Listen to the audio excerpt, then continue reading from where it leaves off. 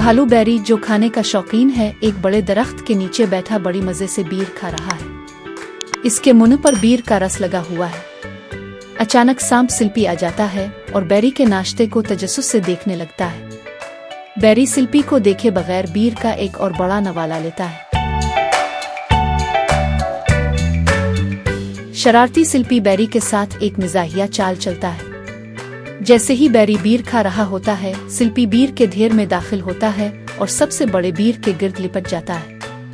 बैरी जब इसे उठाता है तो सिल्पी को पकड़ लेता है। सिल्पी हंसता है और बैरी हैरान हो जाता है कि ये क्या हो रहा है।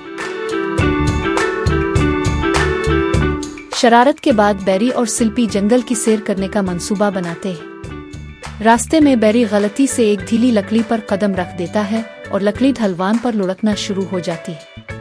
बैरी अपना तवाजुन बरकरार रखने की कोशिश में लकड़ी पर खड़ा हो जाता है, जबकि सिल्पी मजे से साथ साथ रेंगता हुआ हंसता है।